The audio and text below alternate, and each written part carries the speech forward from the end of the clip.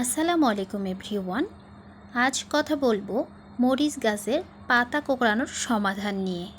যারা চারা রোপণের পর থেকেই রাসায়নিক সার ব্যবহার করে তাদের মরিচের এই রকম পাতা কোঁকড়ানোর রোগ হয় না, হইলেও খুব কম হয়।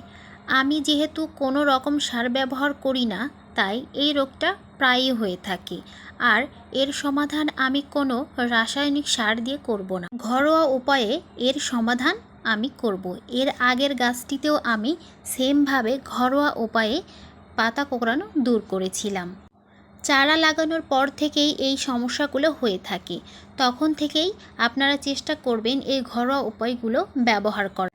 আমি ব্যস্ততার কারণে ব্যালকনি বাগানের কোনো পরিচর্যাই করতে পারি না, তাই আমার এই পাতা কোঁকড়ানোগুলো দূর হতে একটু সময় লাগবে।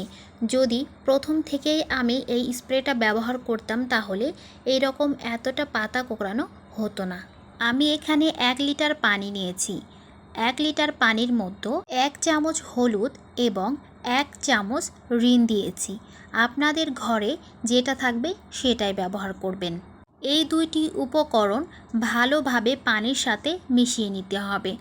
এরপর গাছের গোড়া থেকে শুরু করে পাতার দুই পাশেই ভালোভাবে স্প্রে করে দিতে হবে। ভালোভাবে স্প্রে করলে কিছুদিনের মধ্যেই এই পাতা কোঁকড়ানোর সমাধান হয়ে যায়। 15 দিন পর পর একবার দিলে ভালো হয়, তবে গাছের পাতা যদি বেশি কুঁকড়ে যায় তাহলে সপ্তাহে একবার অবশ্যই এই স্প্রেটা করবেন। পাতা কোঁকড়ানো রোগ হইলে সহজে ফুল এবং ফল আসতে চায় না। অবশ্যই স্প্রেটা বিকেলবেলা করবেন। গরম গাছে কখনোই স্প্রে করা যাবে না। রোদ পড়ে যাওয়ার পর গাছে হাত দিয়ে দেখবেন পাতাগুলো গরম আছে কিনা। যদি গরম থাকে তাহলে স্প্রে করবেন না। যদি দেখেন পাতাগুলো ঠান্ডা হয়ে গিয়েছে তাহলে গাছে স্প্রে করবেন। এই মরিচের গাছটা আমি প্রথম লাগিয়েছিলাম। 6 মাসে আমি 2 বার মরিচ পেলাম।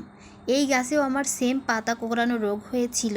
আমি এই একই স্প্রে ব্যবহার করে পাতা কোঁকড়ানো রোগটার সমাধান করেছি। আপনারা যদি ধৈর্য ধরে এই স্প্রে ব্যবহার করেন তাহলে আপনাদের এই সমাধান হয়ে যাবে।